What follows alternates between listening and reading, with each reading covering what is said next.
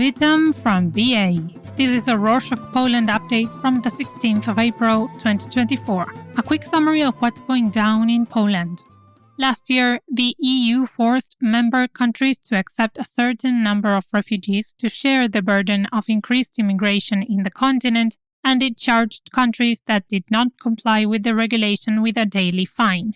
The previous Law and Justice government refused to participate in the regulation and said that the administration of Donald Tusk, the Prime Minister, would do the opposite and fill the country with a lot of illegal immigrants. However, on Friday the 12th, Tusk stated that Poland would not accept any EU relocation mechanism since the country already hosts 1 million Ukrainian refugees. Speaking of the PM on Saturday the 13th, during his meeting with his Greek counterpart in Warsaw, he asked the EU to send frozen Russian assets in European banks to Ukraine.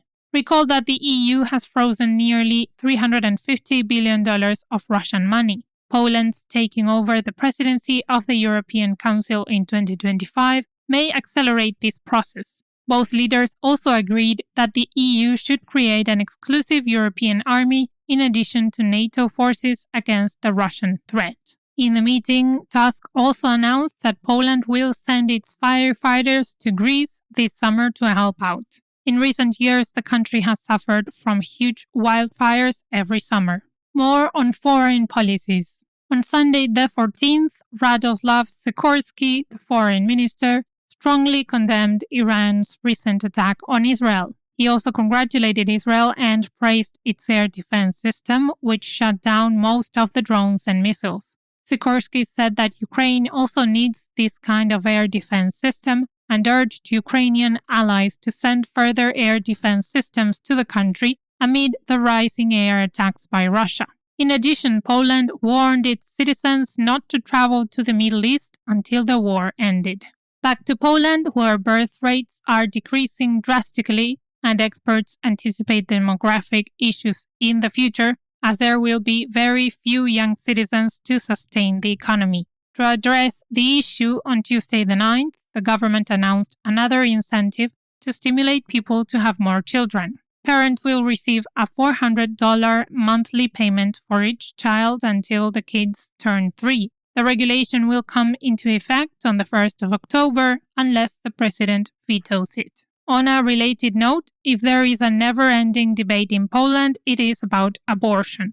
On Saturday the 13th, the parliament received two different proposals from two political parties. The left and the Civic Platform demand a total legalization of abortion up to 12 weeks of pregnancy. On the other hand, the Third Way Alliance, consisting of the Polish People's Party and Poland 2050 parties, wants to return to the abortion compromise policy when abortion was legal in cases where the fetus shows signs of serious disability or when there's a threat to the fetus's lives or their mother's.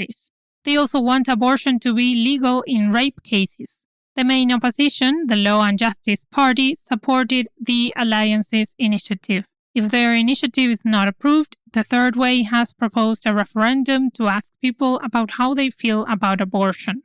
The Left Party rejects this measure because they think a referendum will include all people over 18 years old, men and elderly in particular, to decide on an issue that doesn't affect them. On the flip side, on Monday the 14th, in Warsaw, a group called Pro-Life Activists staged a rally to protest the parliament's decision to start talks on relaxing abortion laws. The rally also took place on the day when Poland became a Christian country in 966. The group said they will not show tolerance until the rights of each conceived child are guaranteed. After the EU-friendly ruling coalition won the majority in parliament, the government decided to introduce EU-directed initiatives. On Thursday the 11th, the executive announced that the country will launch a deposit refund system next year, aligning with the EU's push for a circular economy and reduced waste production to prevent climate change.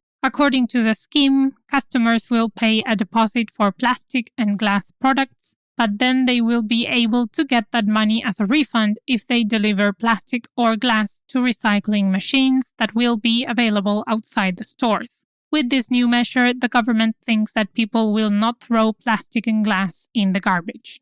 In some economic news, on Monday the 15th, the Statistics Poland agency published data showing that the yearly inflation hit rock bottom with only 2% from March 2023 to March 2024. The price of transportation decreased by 3%. However, education and school fees increased the most by 9%. Food and non-alcoholic beverages only increased by 0.5%.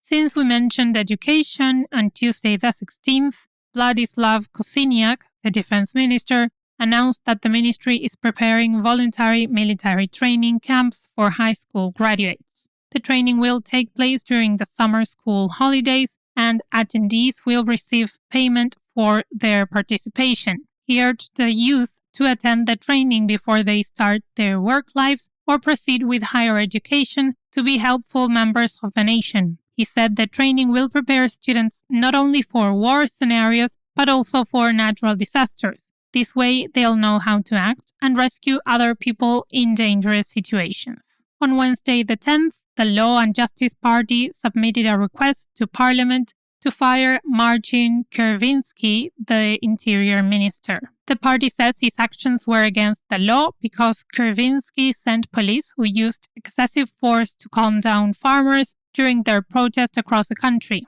However, the ruling coalition, which has a majority in parliament, dismissed the request. On cultural updates, on Saturday the 12th, Agnieszka Holland, a famous Polish director, announced the shooting of her new movie about Franz Kafka, a famous Czech and Austrian writer. The filming started in the Czech capital, Prague, where the writer passed away. Director Holland became a center of attention internationally in 2023 when she released her movie The Green Border about the sufferings of immigrants trying to escape to Poland from Belarus.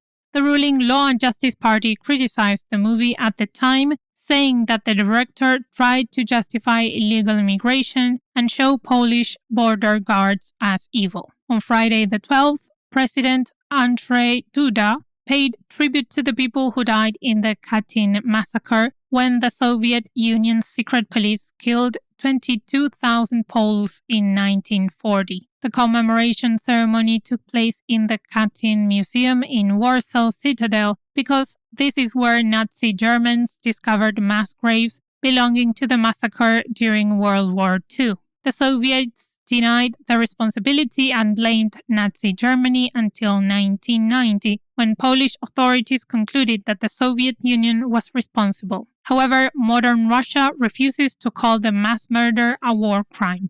And to close this edition, on Sunday the 7th, Poland had local elections, and after that, one couple thought politicians would no longer need election banners, so they collected them to use on their farm as a shield for cultivating plants. However, police detained the 50-year-old married couple in Sokolov for theft, and now they are facing up to 5 years in prison because they seized over 100 election banners.